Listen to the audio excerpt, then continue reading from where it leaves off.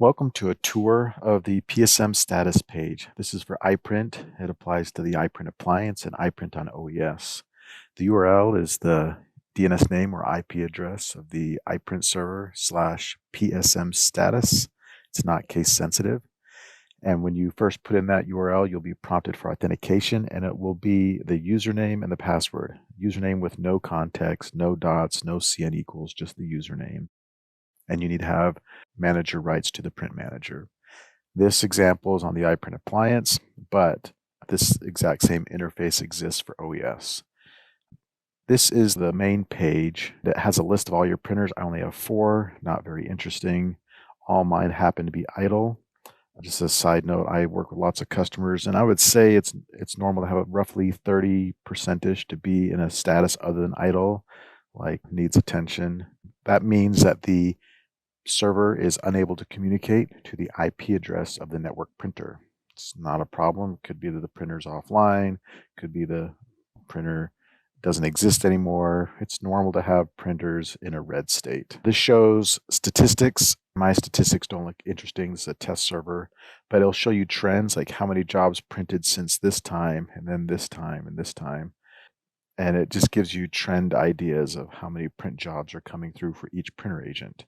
If you look down here, here's a summary total of all the print jobs printed since that time, and this time. And if you restart the print manager, all these statistics get set back to 0.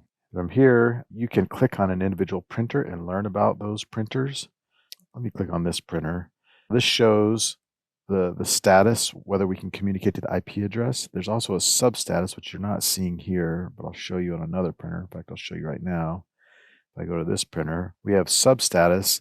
We're communicating SNMP to the network printer, and future versions of iPrint will communicate IPP. The iPrint server will communicate IPP to the network printer. To look at the substatus, this is actually grabbing the data from the printer.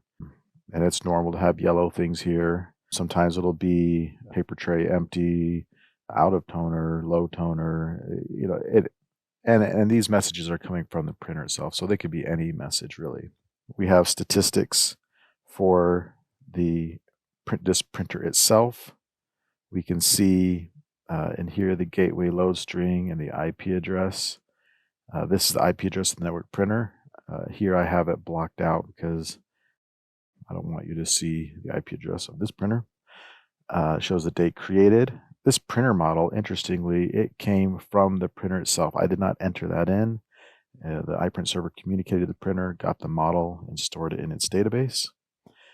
Here's the eDirectory object and which OU or O it's located in.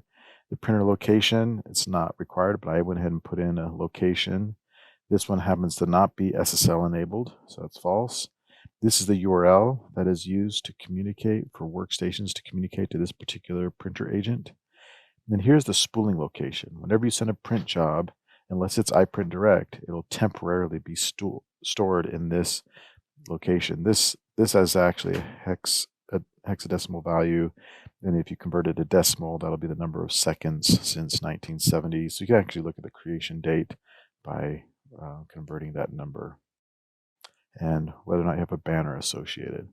So this is a printer. My other printers are test printers. You can see this IP address. It's a bogus IP address, and I put null here, which is a test feature we have, which basically means show idle all the time, even though it's not pointing to a real printer. Just show idle. You also have controls here. You can shut down the printer agent, pause output, pause input. You can look at the job list. My job list has nothing in it, nothing backed up. We can look at the shutdown startup history, which for me is not very interesting on this printer. This PSM status page is mostly for information gathering, but there are a few configuration things you can do. You can enable auditing. You can enable LPR, which I won't talk about, but I'll briefly say it allows like Unix hosts or any really workstation to submit print jobs, not by IPP to the printer, but by LPR. It's not used a whole lot, but that option exists. SSL required, whether or not it requires authentication. And if you do require authentication, you need to give the user rights to the printer through the ACL or access control list. Here you can enter the printer location, which is not required, the gateway autoload command, which is required. It instructs the iPrint server how it's going to communicate to the network printer. In this case, the network printer IP would be 1.1.1.1. Of course, it's not, because this is a made-up address. That's why I'm using this null. And if you're using an accounting autoload command, currently the only third-party accounting software I'm aware of that works with iPrint is Papercut. So you'd have the word Papercut right there. Then you could click apply here. And if you're changing either of these two, you'll need to go back, shut down the printer, and start it back up. I'll show you if I click apply. Now it's in a shutdown state, and now it's started up. Now I'm going to show you the advanced information. Here we can look at error messages. Well, the events is the error messages. This is a common message: client connection lost, error 68. That's pretty normal. I wouldn't be concerned about it. It just means a workstation had a connection and then it lost connection. It could be that the workstation lost its network connection, powered off abruptly, whatever reason. So I wouldn't be concerned about that. But yeah, look at those messages. The gateway events, the gateway is the component that communicates the iPrint server to the network printer. I don't have anything interesting there because it's a test printer. NDS events, we use eDirectory. If there's anything to report there. Accounting, I don't have that enabled.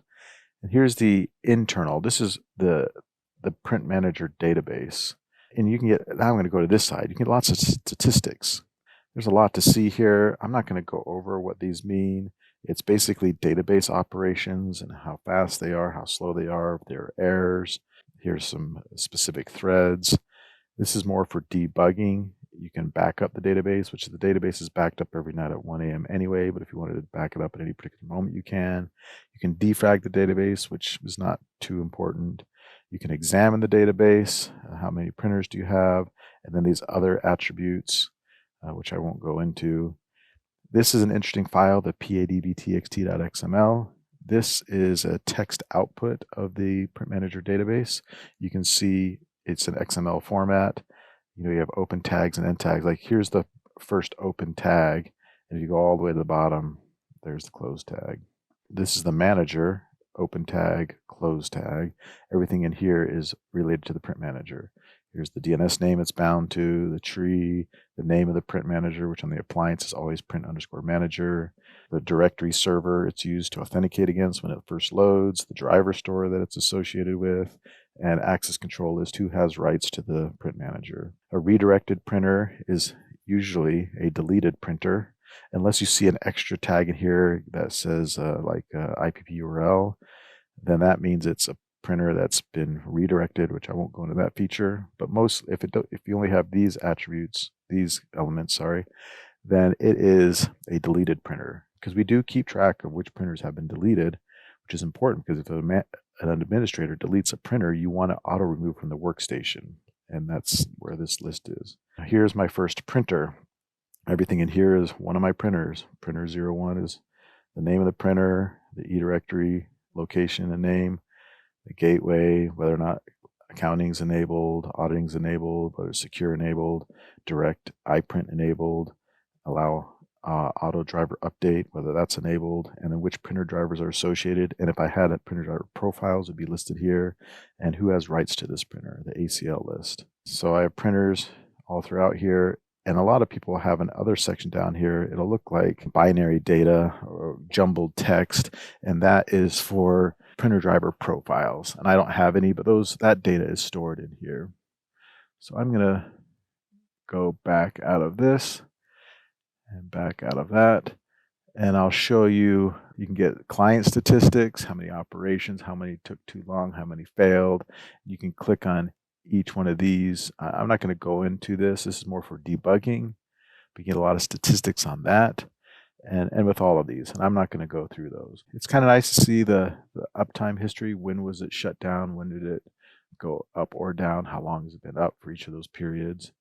View the log. This is the location of the log, the NDPSM mon, short for monitor log. This has all of these events that are here rolled into one file, and that this is useful. for troubleshooting issues. You just need experience looking at them to know what these messages mean. I won't go deep into that. The part that I want to spend a little bit of time on, because I think it's a really cool feature that everyone should be familiar with, is this generate report option. You can learn a lot about your printers. For example, I'm going to do the Windows 8, 8.1, 10, and it also includes 11, what drivers associated. And if there was a profile, I'm not using profiles, so I'm not going to check that. But if I were using profiles, I'd want to see what profiles are associated. I want to see what's the URL that users are using to point to that. Is SSL enabled? If I wanted to look at the IP address, I do the gateway load string, or if I to see which ones I have accounting enabled for, then I can do which eDirectory object is associated with each one. I can look at the printer model. That is the one where we communicated to the printer and got the information back from the network printer to see what the model is. And then here's some the status, substatus, how many jobs are printed ever since today, the load, average size, date, and so forth. So once you check all the boxes you're interested in, you click Generate Report. And here's the name of the printer. I can click on that. We'll go back to the page that we saw before. Here's the URL pointing to the printer. Whether or not SSL is enabled, this one is. That's the only true one.